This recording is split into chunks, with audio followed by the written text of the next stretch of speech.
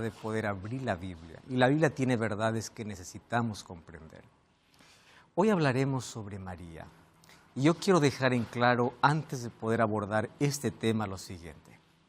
Como cristianos, María es una mujer digna de poder ser admirada, de inspirar a tantas mujeres, pureza, el hecho de ser obediente al plan que Dios tiene para la vida. Es una mujer admirable como otras mujeres en la Biblia. Y ella recibió el enorme privilegio que toda mujer quería, ser la madre del Mesías. Eso trajo tanta bendición para su vida. Y claro, esa bendición también la disfrutamos nosotros, porque es a través de ella que Jesús vino y se encarnó. Sin embargo, cuando abrimos la Biblia, no existe adoración, ni veneración, ni intercesión a través de María. La Biblia es clara que el único mediador, intercesor y digno de ser reverenciado y adorado es Jesucristo. Entonces, esto no tiene que ver con tu fe en Dios. Esto tiene que ver con aquello que la Biblia dice y enseña, porque hoy vas a fortalecer tu fe en Cristo, en el Creador y no en la criatura. Y espero que en el estudio de hoy tú puedas tener el corazón dispuesto no para escucharme a mí, sino para ver lo que la palabra dice. Así que invito para que puedas tomar tu Biblia y juntos podamos estudiar este tema. Hoy hablaremos, ¿María es intercesora? ¿María es la madre de todos los habitantes? ¿María necesita ser venerada? Bienvenido a un capítulo más de Biblia Fácil.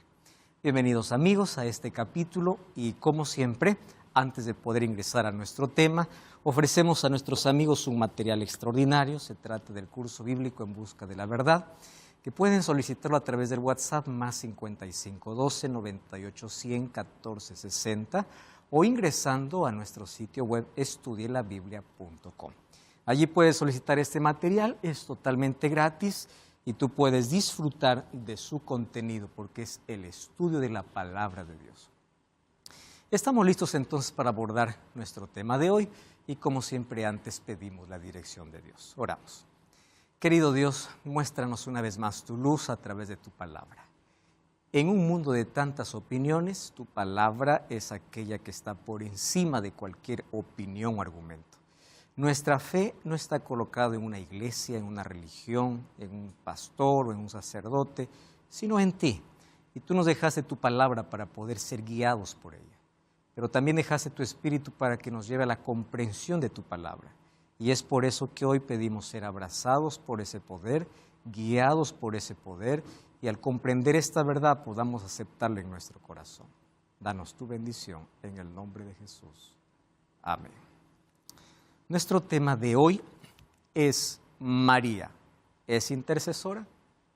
Como ya dije, como cristianos admiramos mucho a María, respetamos a María como a cualquier otro personaje bíblico, héroe de la fe, que nos enseña tantas lecciones, que nos inspiran a obedecer, nos inspiran a entregar todo al Señor, a ser fieles a Dios. Pero cuando se trata de adoración, veneración o intercesión, eso no es un asunto de criatura, sino de Creador. Y María, aunque recibió tanto privilegio al ser la madre de Jesús, no dejó de ser criatura, porque ella fue creación de Dios. Hay una diferencia enorme entre creador y criatura, y el único que debe ser reverenciado, adorado, es el Creador, no la criatura. Mas hoy entonces, con mucho cariño y respeto, queremos abordar este tema desde el punto de vista bíblico. Así que te voy a invitar para que juntos podamos dialogar sobre este tema. ¿Sabes qué es interesante? Que hoy nuestro siglo es conocido como la era de María. ¿Y por qué razón? Porque existe un despertar religioso tremendo. Obviamente dentro del catolicismo, pero también dentro del cristianismo y otras religiones. Ese despertar ha hecho que algunos escritores puedan denominar al siglo XXI la era de María. Este es el siglo de las peregrinaciones marianas. Hay tantos monumentos y tantas fiestas en honor a María y tantas peregrinaciones hechas para María. Ahora, hay santuarios marianos para poder demostrar veneración, y a esto se le añade algunos milagros, que por ahí algunos cuentan, las ciertas apariciones de María. No sé si ustedes han escuchado alguna de esas historias, y bueno, todo esto agrega para que este siglo pueda ser conocido como el siglo o la era de María. Es interesante que en esta era de María, María es considerada modelo de santidad y abnegación, y una palabra que no puede dejarse pasar por alto porque en esto se basa en sí la creencia fundamental, es la perpetua virginidad de María, que eso lo abordaremos de aquí con el estudio de la Biblia. Entonces, María es vista como la Virgen perpetua y es vista como la modelo de santidad y abnegación, tanto así que históricamente en el año 431, que fue el Concilio de Éfeso, por primera vez se hace una declaración dogmática para María. Y esa declaración dogmática decía así: María debe ser honrada como Theotokos. Theotokos, ¿qué significa? Madre de Dios. Interesante, ¿no? La declaración. Ella es la Madre de Dios. Entonces, allí viene la primera declaración dogmática. En el siglo XIX, el Papa Pío IX proclamó el dogma católico de la Inmaculada Concepción. Entonces, a partir de ahora, vamos a ver lo que dice la historia y cómo de manera gradual fueron cada vez elevando a María. Primero diciendo que es una virgen perpetua, modelo de santidad, luego la llevaron para el cielo, luego la pusieron de intercesora, y después vamos a leer un dogma que dice que hasta Dios obedece a María. Imagínense, el Creador obedeciendo a la criatura. Entonces, eso no fue de la noche a la mañana, esto fue de manera gradual, cada vez avanzaba en el tiempo. Entonces, comienza en el año 431 con la primera declaración dogmática y a partir de allí va creciendo. Entonces, en el siglo XIX se proclama el dogma de la Inmaculada Concepción. Juan Pablo II tenía una tremenda veneración a María, tanto así que en el año 1958, cuando Juan Pablo II allí se consagra como obispo, él manda decorar su escudo de armas con la letra M. Y la letra M estaba bordada con oro, era la M de oro. Y allí coloca una inscripción, ¿no?, en esa letra. Y eligió como lema, Totus tu sum María, que significa yo soy totalmente tuyo, María. Entonces, vamos a ver en el estudio de hoy que cuando se habla de María, Jesús está totalmente subordinado, desplazado, y María es exaltada. Tanto así que Juan Pablo II se entregó completamente y en su devoción dijo, yo no soy totalmente de Jesús ni nada, yo soy totalmente de María, ¿no? Y en su escudo de armas él colocó la letra M justamente con esa intención. Algunos escritores señalan de que María puede ser la esperanza para unir varias religiones. Resulta que los musulmanes tienen un grande respeto por María, porque María fue madre de Jesús, pero para el musulmán Jesús no fue el Salvador. Para los musulmanes Jesús fue uno de los profetas que Alá mandó a la tierra. Entre los profetas, los más importantes no es Jesús, es Mahoma o Maomé. Sin embargo, por ser María la madre de Jesús, ella es respetada. Entonces, ustedes saben que el Papa Juan Pablo II y Benedicto XVI hicieron todos los esfuerzos para hacer un acercamiento con los musulmanes diciendo así, nosotros tenemos algo en común. Ambos decimos que reverenciamos a nuestro padre Abraham y ambos honramos y veneramos a María o respetamos a María. Entonces, esto sería el puente, tanto así que algunos dicen, este sería el puente para unir credos y especialmente el puente para unir católicos y musulmanes. Miren que no es una simple creencia, tiene raíces muy profundas. ¿Cuál es la estrategia que se usó a través de toda la historia? Yo he tratado de resumir esto para poder abrir la Biblia y ver qué dice la Biblia al respecto. Pero la estrategia es simple, elevar a María a la posición de Cristo y del Espíritu Santo, haciendo de María indispensable para la salvación. Ese es el resumen de todo. Entonces, el propósito de poder siempre colocar dogmas a través de la historia es elevar a María al grado de que incluso Cristo pueda estar subordinado a María. El Espíritu Santo pueda ser menor que María, a tal punto que sin María no hay salvación. Y eso no es un invento mío, lo vamos a ver qué cosa es lo que se dice, cuáles son los dogmas que se proclamaron, que obviamente eso está escrito en la historia y en varios libros que podemos allí una vez más confirmar. Muy bien, ¿qué cosa es lo que dice la Biblia de Cristo y qué cosa es lo que dice el catolicismo de María? Lo que dice la Biblia es el fundamento de nuestra fe y lo que dice el catolicismo no tiene ningún sustento bíblico. Son apenas dogmas creadas en diversos concilios y algunos por papas. Entonces, miren cómo quieren colocar a María en la igualdad o por encima de Cristo. En primer lugar, Cristo nació sin pecado y vivió una vida sin pecado. Eso dice el libro de Hebreos capítulo 4, versículo 15. Él fue semejante a nosotros, pero sin pecado. ¿Qué cosa dice el catolicismo? María fue concebida sin la mancha original del pecado. Este es otro tema que necesitamos ver sobre la mancha original. Y vivió una vida sin pecado. O sea, María sería el equivalente a Cristo. Esto no dice la Biblia, pero a María la colocaron justamente con ese tipo de santidad. Solo Cristo ofrece gracia y salvación. Eso dice la Biblia, Hechos 4:12. En ningún otro hay salvación. No hay otro nombre bajo el cielo dado a los hombres en quien podamos ser salvos. Pero el catolicismo dice, María no necesita de gracia y salvación y al contrario, en lugar de necesitar, ella ofrece gracia y salvación. Eso vamos a ver en un documento católico que luego vamos a ver la referencia.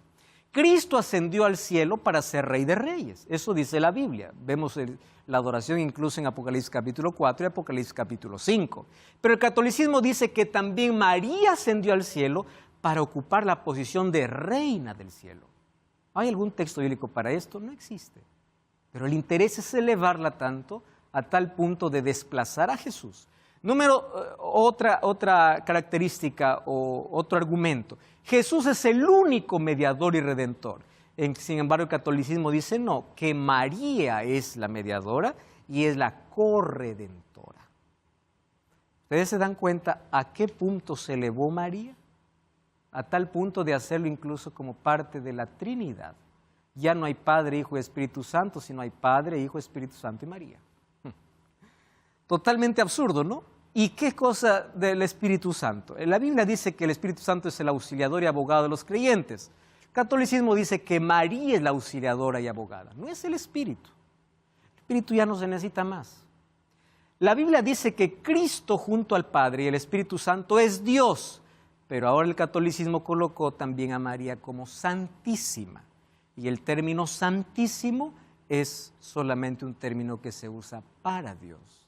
Entonces, se está quitando a Cristo, al Espíritu Santo, y se está colocando ¿a quién? A María.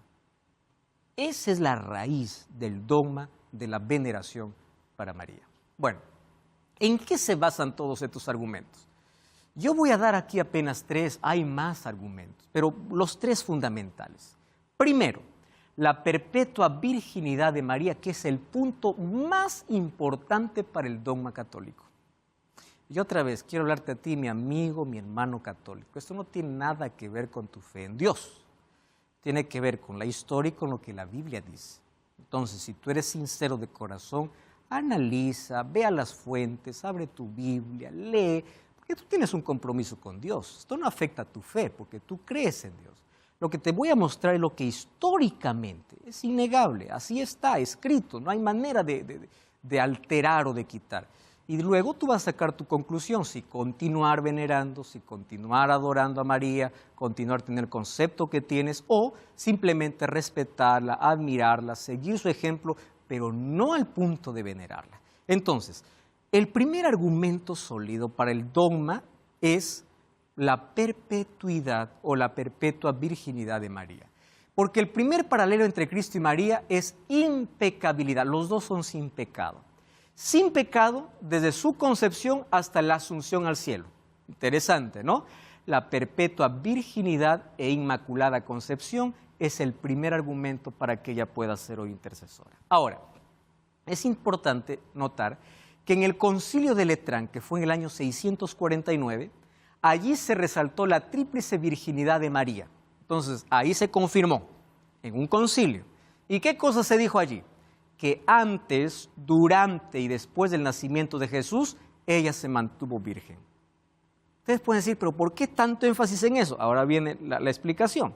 Según dice este argumento, que María, cuando dio a luz a Jesús, no hubo abertura de útero, no hubo rompimiento de himen y no hubo absolutamente nada. Fue un milagro y fue sin dolor. La Biblia nunca declara eso, más eso es la base para poder decir que fue una perpetua Virgen María. Entonces, la virginidad de María es vista como una condición esencial para su ministerio de redención. ¿Por qué? Aquí está la razón. Porque para el catolicismo, obviamente, el sexo está asociado al pecado. Entonces, mientras que la virginidad es un prerequisito para alcanzar un nivel más alto de santidad.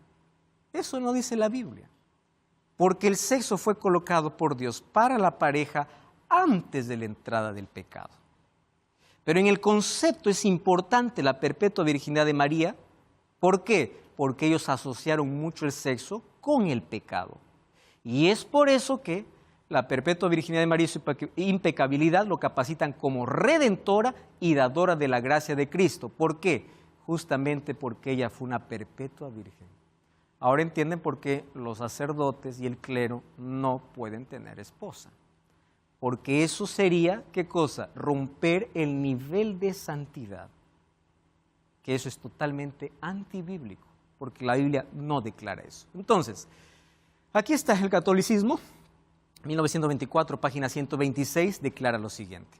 El catecismo resume: María permaneció virgen concibiendo su hijo, virgen al darlo a luz, virgen al alimentarlo y virgen para siempre. Otra vez, hay un énfasis en esto porque ya les mencioné, para ellos el sexo está asociado al pecado, que eso es totalmente contrario a lo que la Biblia dice. Catolicismo, página 494. Esto me interesa, me llama la atención. Miren hasta qué punto elevaron a María. Ella, dice, obedeciendo, se hizo causa de la salvación para sí misma como para todo género humano. En otras palabras, ella no necesitó de un salvador. Y ella incluso puede salvar al ser humano.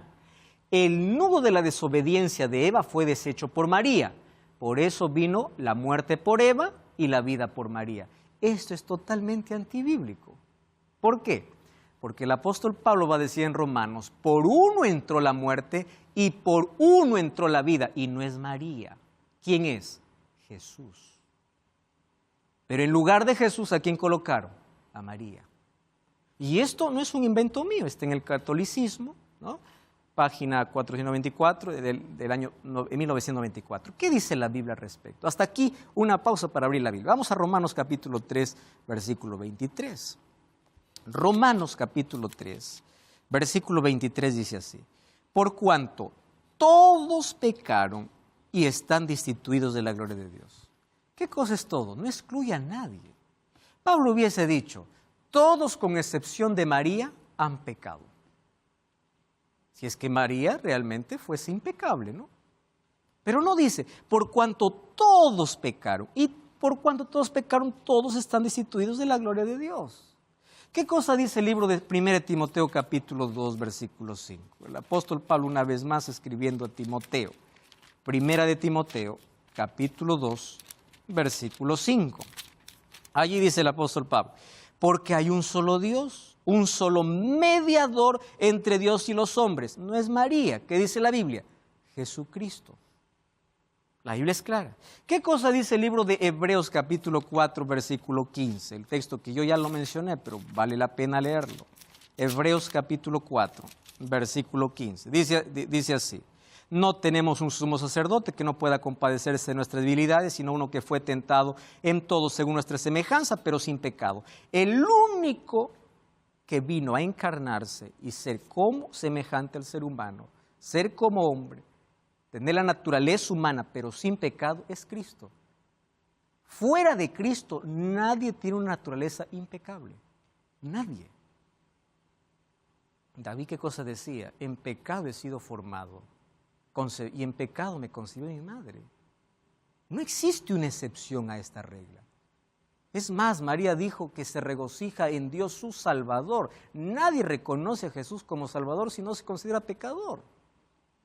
Entonces, ¿cómo es que llegó todos estos argumentos? Vamos a continuar viendo la historia y luego vamos a ver qué cosa responde la Biblia.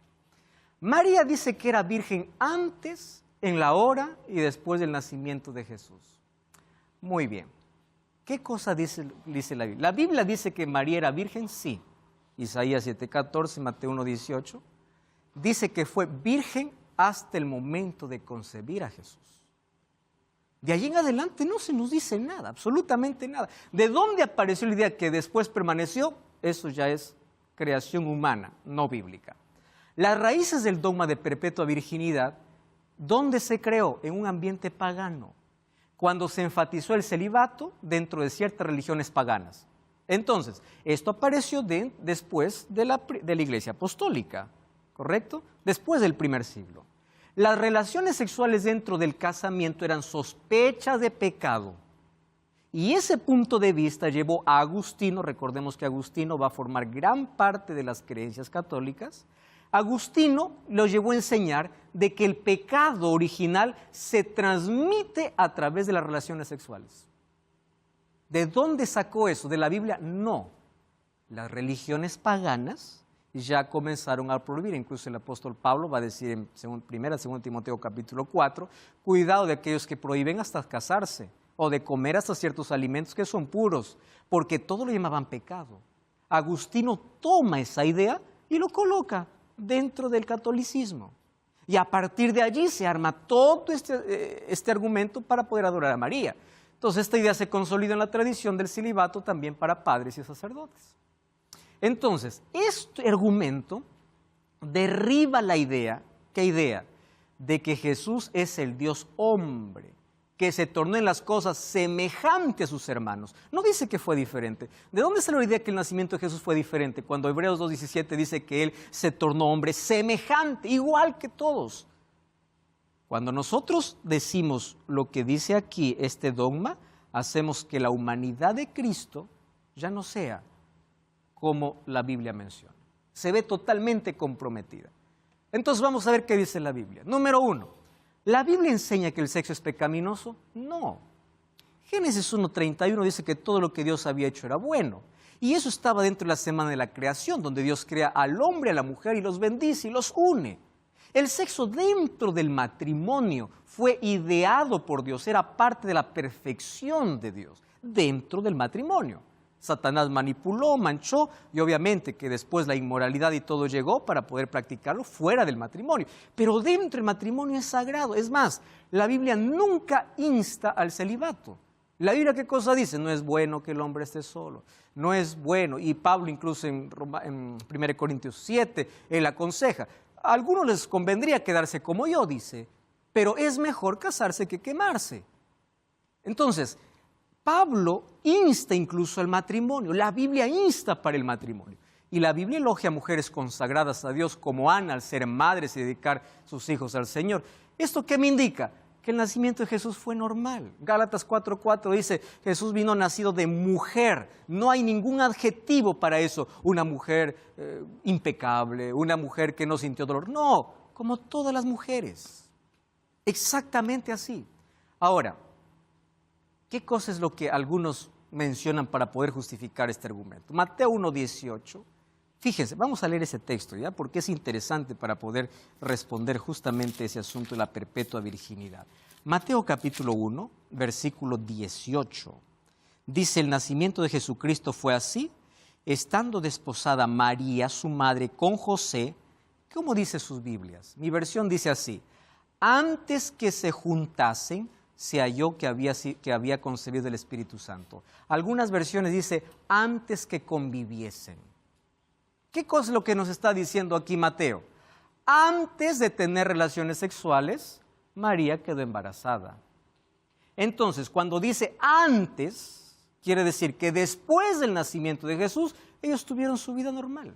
El texto dice, antes, estando desposada María, su madre, con José, antes que se juntasen, se halló que había concebido el Espíritu Santo.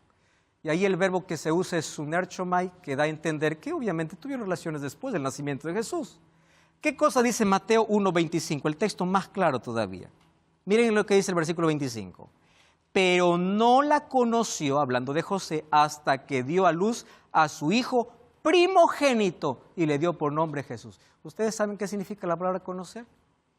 Cuando vamos a Génesis capítulo 4, versículo 1 dice, Adán conoció a su esposa y dio a luz a su primer hijo Caín. ¿Qué significa conocer en la Biblia? Tener intimidad. ¿Y qué cosa dice aquí el texto? Que José no lo conoció, o sea, no tuvo intimidad hasta, ¿qué significa hasta? Que después pudo, hasta que tuvo a su hijo primogénito. Ahora, al decir que dijo su hijo primogénito, quiere decir que tuvo más hijos. Porque nadie puede decir a su hijo primogénito si solo hay uno. Cuando hay uno, ¿qué cosa se dice? Unigénito o único. Pero no dice su único, dice primogénito. ¿Correcto? Ahora, Lucas 2:7 dice otra vez, dio a luz a su primogénito, no dice único. Entonces ahí hay una palabra, monogenes o prototokon. ¿Qué cosa significa? No utilizó la palabra único, monogenes. Utilizó primogénito. Tuvo más después. Si Mateo hubiese querido comunicar la idea de perpetua virginidad, hubiese escrito, José jamás lo conoció. Punto final. Ahora sí podemos decir que el dogma católico está bien. Pero la Biblia no menciona eso. ¿Te estás dando cuenta que este dogma está en contra de varias cosas que la Biblia menciona? No cambies el canal, vamos a una brevísima pausa, ya regresamos aquí en Biblia Fácil. Pastor, en Juan 19:26 dice, estando Jesús ya en la cruz, vio a María y al discípulo juntos y le dice a María, mujer, he aquí a tu hijo, y al discípulo, he aquí a tu madre. Con ese acto Jesús nos está nombrando a María como madre de todos. Hoy estamos hablando sobre cómo el dogma de la perpetua virginidad de María y otros asuntos se elevaron a María a tal punto de hacerla redentora, dadora de toda gracia. Muy bien, ya vimos algunos argumentos hasta aquí. Es interesante cuando nosotros vemos en Mateo capítulo 13, le dicen a Jesús, tus hermanos y tu madre te buscan. Hay algunos que dicen, no, pues los hermanos no eran hermanos, eran primos, eran sobrinos. No, no, no. Ustedes saben que en el griego, para cada pariente hay un término diferente. Es diferente al hebreo. En el hebreo solamente hay un término para antepasado, que puede ser padre, abuelo, primo, sobrino. Pero en el griego no. En el griego, por ejemplo, existe la palabra adelphos para decir hermano, homopatrio para decir medio hermano. Existe la palabra anepsios para decir primo. Entonces, cuando dice tus hermanos, eran hermanos, hermanos de Jesús. Ahora, ¿por qué es que Mateo usaría el término hermanos si es que emplea la palabra madre de manera literal? No estaba hablando de manera figurada.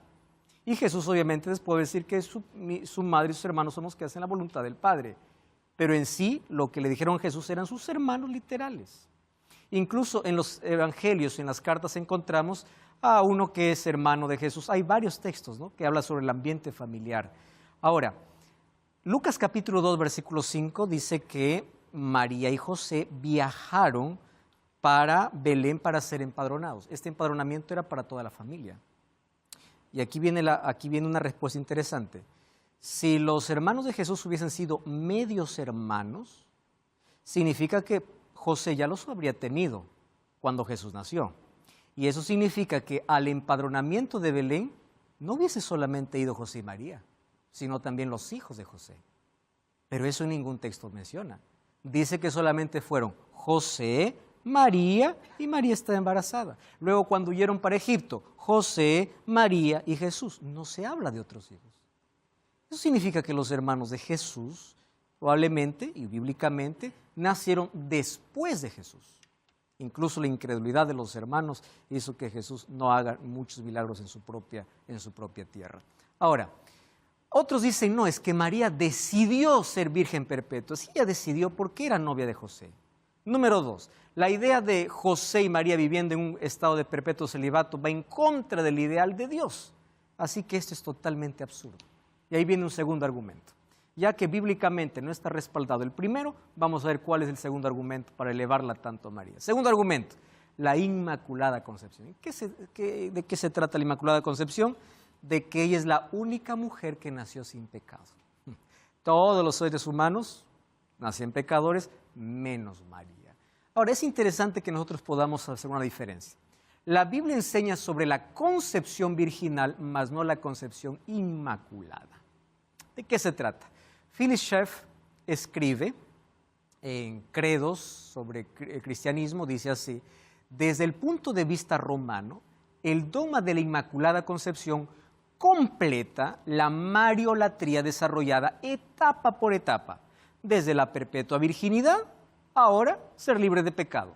La única cosa que falta, dice, es oficializar el dogma de la ascensión de María al cielo. Claro, es que lo escribió cuando todavía no existía ese dogma, que hace mucho tiempo y es una creencia popular en la Iglesia Católica. Si ustedes se dan cuenta, todo esto va etapa por etapa. Primero concepción virginal, luego ahora viene la concepción inmaculada. Cada vez lo están ascendiendo más. Y eso no demoró mucho tiempo. ¿Por qué? Porque Pío IX promulgó el 8 de diciembre de 1854 en la fiesta de la Concepción, allí Infabilis Deus. ¿Y qué cosa es lo que dijo Pío IX? En presencia de más de 200 cardenales y obispos, proclamó este dogma. Nosotros declaramos, pronunciamos y definimos, escuchen aquí, que la doctrina según la bendita Virgen María, en el primer instante de su concepción, por gracia singular y privilegio de Dios, fue preservada inmune de toda mancha de pecado original. Esta es una doctrina revelada por Dios, por esta razón debe ser creída por los fieles. ¿Está en la Biblia? No, fue un dogma que colocó ¿quién? Pío IX, en el año de 1854. Primero solamente perpetua virgen, ahora no, ella es sin pecado. Cada vez lo suben más. Vamos a ver qué sigue. El fundamento de toda nuestra confianza, sigue diciendo Pío IX, se encuentra en la bendita Virgen María.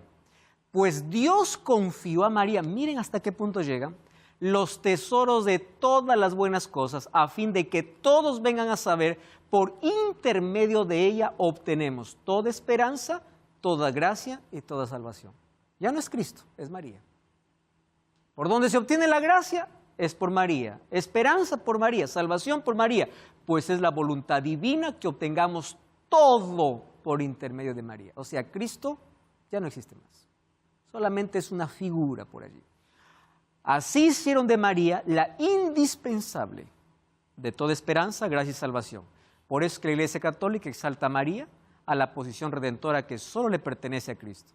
La adoración a María hoy es superior a la adoración a Cristo. Hay más templos para María que para Cristo. Hay más santuarios para María que para Cristo. Ella es más invocada que Cristo para interceder. Es considerada la fuente de toda gracia, mediador entre Cristo y todo creyente. Interesante, ¿verdad? ¿Y qué cosa dice el Catecismo? Página 252. El Nuevo Catecismo de la Iglesia Católica afirma que María coopera en la obra del Salvador para restauración de la vida sobrenatural de las almas. Por ese motivo se tornó madre en orden de gracia. ¿Y qué cosa es lo que podemos decir sobre esto? El ministerio celestial que ellos colocaron de María oscurece el papel de Cristo. Porque si es posible obtener gracia y salvación por medio de María, ¿para qué el ministerio de Cristo? Ya no sirve. Es totalmente innecesario si todo se tiene por María. La adoración a María es una suplantación de la adoración a Cristo. Y el resultado es que la adoración se coloca donde no se debe, en la criatura en lugar del Creador. Ese es el mayor problema. Y la Inmaculada Concepción fue el primer dogma católico definido exclusivamente por autoridad papal. ¿Qué papa? Papa Pío IX. Paola, tienes una pregunta. Sí, pastor. Sabiendo todo esto, mi pregunta es pecado orar a María? Sí, porque primero María no está en el cielo, no es la reina del cielo, no escucha oraciones y las oraciones deben ser solamente a Jesús. Entiendo. Me sensibiliza por el hecho de que, como te digo, toda una vida orando a María, jamás sin, o sea, María después de Dios, Dios ante todo, Jesús ante todo, pero siempre también María. Entonces, cuando yo le pregunté al pastor si es pecado orar, sí, y María no nos escucha, entonces como que, no sé si me explico, fue un poco sensible, pero entiendo. Eso es lo que dice la Biblia. Ahora, fíjense lo que sigue. Algunos dicen, no, es que la Biblia en Lucas 1:28 dice, salve favorecida, por eso es que ella es diferente. El verbo para favorecida es este, ¿no? Que charitomene. Es el privilegio que Dios le dio. Privilegiada, porque todas las mujeres querían ser madre de Jesús. Más ella es privilegiada, por eso es favorecida. Cuando le dice, hallaste gracia delante de Dios, no le está diciendo que ella es impecable. La palabra gracia es la palabra charis o charisto. Y la palabra charis es extendida a todos los creyentes, según Efesios 1:16, no solamente para María. Incluso María dijo en Lucas 1:46, mi alma se regocija en Dios mi Salvador. Al reconocer a Dios como Salvador, ella se consideraba pecadora, porque el único que nació y vivió sin pecado, ¿quién fue? Jesús. Entonces, cada vez suben más, un escalón. Ahora vemos el tercer argumento, la asunción corporal. Miren, primero, ¿qué cosa era? Perpetua virginidad. Segundo, ¿qué cosa era? Ella es inmaculada o ella no cometió pecado, es impecable. Tercero, ahora ella lo van a colocar en el cielo. No hay respaldo bíblico para eso, pero ¿qué cosa dice la creencia? Ahora es llevada para ser reina, así como Jesús es el Rey de Reyes. Primero impecable, luego reina del cielo, y después va a ser mediadora, que va a ser el último paso que le van o la última función que le van a colocar a María. Corredentora con Jesús, coopera plenamente con su Hijo en la redención de la humanidad. Entonces, el dogma de la asunción corporal de María fue oficialmente promulgado. Ustedes se dan cuenta, ningún texto bíblico usado hasta aquí. ¿Quién es quien promulga todo esto? Los papas. ¿Qué papa? El anterior fue el Papa Pío IX. Ahora, Pío XII, el 1 de noviembre de 1950, que obviamente el 1 de noviembre es el Día de Todos los Santos, proclama este dogma de la asunción corporal. Y Pío XII dice así, miren, escuchen aquí, con autoridad de Jesús y de los santos apóstoles San Pedro y San Pablo, pronunciamos, declaramos y definimos, porque siempre todos los dogmas tienen esa secuencia, el dogma divinamente revelado que la Inmaculada Madre de Dios, la Virgen María, terminando el curso de su vida terrestre, fue asunta, o sea, llevada en cuerpo y alma a la gloria celestial. Declaramos, definimos y pronunciamos. ¿Quién? La Biblia no, fue el Papa. Para garantizar que el dogma no tenga ningún cuestionamiento, él amenazó y dijo así, si alguien se atreve a negar o poner en duda esta definición, naufraga en la fe divina y católica. Y si alguien intenta infringir nuestra declaración, sepa que incurre la indignación de Dios omnipotente y de los bienaventurados apóstoles Pedro y Pablo. Un hombre lo hizo. Y así llevaron a María al cielo.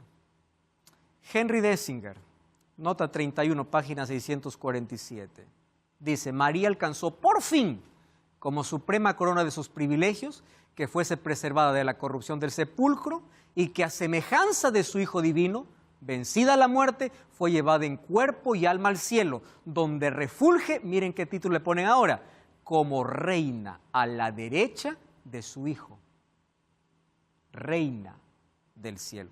María fue exaltada a la más elevada posición, reina del cielo. Por eso es que hay más oraciones a María que a Cristo. Ahora, ¿qué dice la Biblia? Cuando vamos a Apocalipsis capítulo 4 y capítulo 5 hay una escena de adoración. Y en escena de adoración, ¿quiénes aparecen? Aparece Cristo, aparece el Padre, 24 ancianos, 4 seres vivientes. En ningún momento aparece María. Aparece el Espíritu Santo. Ustedes pueden leer en casa capítulo 4 y capítulo 5 de Apocalipsis. En ningún momento. Si María es la reina, tendría que estar al lado de Cristo en la escena de adoración de Apocalipsis capítulo 4 y 5, porque es la adoración cuando Jesús entró al cielo. Ahora, ella no aparece en la visión. Jeremías incluso advierte a Judá contra el culto a la reina del cielo. Ustedes saben que esto ya era pagano, un culto pagano. Los fenicios lo llamaban Astaret, Ishtar, y en Babilonia, Ishtar en Babilonia y Isis en Egipto. Eso era una abominación, porque ellos ya tenían a una reina del cielo, solo que ahora solamente lo cambiaron de nombre a María. Ah, no, pero en Apocalipsis 12 aparece María. María, en Apocalipsis 12 aparece una mujer que está por dar a luz al hijo varón, pero esa mujer representa a la iglesia. porque es a través del pueblo de Dios que viene Jesucristo. Y obviamente de entre el pueblo es elegido María. ¿Y por qué sé eso? Porque esa mujer fue llevada al desierto por 1260 días. ¿En qué momento María fue llevada al desierto por 1260 años o 160 días? Imposible. Entonces, eso está hablando contra la iglesia. ¿Y quién fue arrebatado al cielo? Según Apocalipsis 12, no es la mujer, es Cristo. El Hijo fue arrebatado, dice. No fue la mujer.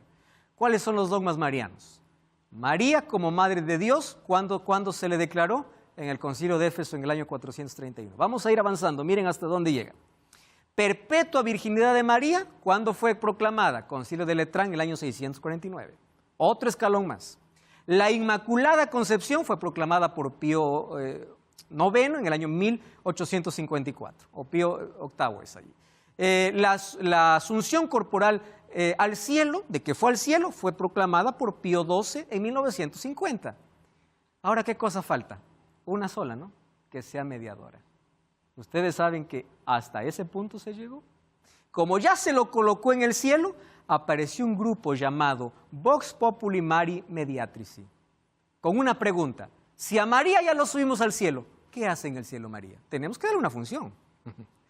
Y este grupo recogió 7 millones de firmas en más de 150 países para dictar el último dogma mariano. Para que ustedes se den cuenta cómo llega esto. 150 países, 7 millones de firmas, para decir que María es el cuarto miembro de la divinidad. ¿Y qué función se le dio? Que ella es la intercesora. ¿Cuál es la diferencia entre adoración y veneración? Adoración es culto y homenaje solo a Dios. La veneración es una honra a la excelencia de una persona. Esto es lo que dice el católico. El católico dice: nosotros no adoramos a María, nosotros veneramos, ¿verdad? Entonces, ellos hacen una distinción: el culto a Dios y la honra a los santos. Dentro de está María, pero quiero decirles una cosa. Dentro de la veneración hay un nivel singular para María, que es llamado hiperdulia o veneración especial, que es apenas un poco inferior al de Dios. Sin embargo, la veneración a ella tiene que ser superior a los santos y a los ángeles. Eso se llama la hiperdulia, ¿no? Entonces, más esta distinción que ellos hacen no existe. Esto está solo en el papel.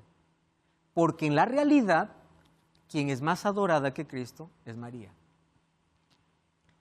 Miren, este texto ya me asusta. Se pide a Dios, mas los pedidos no son concedidos. ¿Qué cosa dice? Que sean solicitadas a María y las obtendremos. Sobre la orden de María, todos obedecen hasta el propio Dios. El libro La Gloria de María, 1931, página 169. Ante la orden de María, hasta Dios obedece. Por eso ya no busquemos más a Dios, sino busquemos a María. Totalmente absurdo. Aquí en ese texto Dios es obligado a recibir órdenes humanas y muestra que la distinción entre adoración a Dios y veneración a María no existe, porque más oraciones exaltan a María por encima de Dios. Por eso existen por lo menos 35 fiestas marianas: Anunciación, Inmaculada Concepción, Asunción. ¿Por qué la Biblia los llama bienaventurada? No solamente los llama bienaventurada María, otras mujeres también son llamados bienaventurados. Génesis 24, 60, capítulo 26, versículo 29. Y cuando dice tú eres bendita, bendita no solamente fue llamada María. Salmos capítulo 1, versículo 1 y 2 dice bienaventurado. ¿Quiénes son? Aquel que no anduvo en consejo de malos. Bienaventurado es todo aquel que ama a Dios. María, aquí está el concepto que debemos tener claro. María no fue bendita encima de todas las mujeres, ella fue bendita entre todas las mujeres. ¿Por qué entre todas? Porque fue elegida para ser la madre del Salvador, pero ella nunca fue por encima de todas. Cuando nosotros entendemos esto, vamos a llegar a la conclusión. En el Nuevo Testamento no existe un solo caso de veneración a María. Cuando los magos fueron a ver a Jesús, no se postraron ante María, se postraron ante Jesús. Además, el segundo mandamiento condena la adoración a la criatura. Algunos dicen, no, pero es un auxilio de adoración que crea una imagen mental. La Biblia condena la idolatría. Yo puedo hacer una imagen para representar, pero no para adorar, no para venerar. Para Pablo, idolatría es cambiar la gloria de Dios inmortal por imágenes de seres mortales. ¿Y cuál es el propósito final? Satanás, ¿qué cosa quiere? Desviar el verdadero camino, porque Jesús dijo, yo soy el camino, la verdad y la vida. Pero Satanás presenta otra alternativa. En otras palabras, derribar el ministerio de Cristo sacando a Jesús del camino. Ese es el propósito. Sí, el tema de María, por supuesto, en mi caso, viniendo de la religión católica, es un tema bastante especial. Pero igualmente no significa que yo esté cerrado a algún tipo de creencia o no, o conocimiento. Porque mucho de lo que dicen los católicos no está en la Biblia. Pastor, en Juan 19, 26 dice, estando Jesús ya en la cruz, vio a María y al discípulo juntos y le dice a María, mujer, he aquí a tu hijo, y al discípulo, he aquí a tu madre. Con ese acto Jesús nos está nombrando a María como madre de todos y al discípulo, o sea, a los hombres como hijos de María. Ok, te voy a explicar un poquito. Era una responsabilidad judaica poder a los hijos en ciertas situaciones de emergencia encargar el cuidado de los padres a los familiares más cercanos. Pero fíjate una cosa, quien estaba al pie de la cruz no eran ni sus hermanos, porque en otro texto de la Biblia vamos a ver que los hermanos de Jesús incluso le tenían celo y envidia y dieron su ministerio. Quien estaba era Juan. Y recordemos que Juan tenía cierto parentesco incluso con Jesús. Y como estaba al lado de María, le encarga para el cuidado de María, porque al no aparecer José, probablemente José ya murió. Entonces lo que Jesús está encargando es el cuidado de su madre, porque de paso, después de su resurrección, él también iba a volver al cielo. ¿Correcto? Y hablando de la madre, no como madre de Dios, sino como madre de Dios encarnado, Dios hecho hombre. Tenía otra pregunta, Marcelo. Pastor, en caso de que María cumpla las 3 aseveraciones de la Iglesia Católica, la perpetua virginidad, la inmaculada concepción, la asunción corporal, ¿se la podría tomar en cuenta? Primera pregunta. Ajá. Mi segunda consulta es, entonces, ¿dónde entra y dónde llega María? ¿Dónde debemos ponerla a María? Voy a comenzar por la última. María debe ser colocada dentro de la lista de todos los hombres y mujeres que, obedeciendo a Dios, se sometieron a la voluntad de Dios. Como Abraham, como Moisés, como los héroes de la fe. María no tiene que ser rechazada, ignorada. Existe el otro extremo, ¿no? Por decir, María, no, María, una mujer de fe, entregada, que me deja tantas lecciones de obediencia, de pureza, de fidelidad, pero nunca venerada. Y ahí respondo tu segunda pregunta. Aún si María cumpliese los requisitos, bíblicamente, te voy a leer un texto bíblico, Apocalipsis capítulo 19, versículo 10. Yo me postré a sus pies para adorarle y él me dijo, mira, no lo hagas. Yo soy consiervo tuyo y tus hermanos que retienen el testimonio de Jesucristo. Adora a Dios. Juan estaba por adorar a un ángel.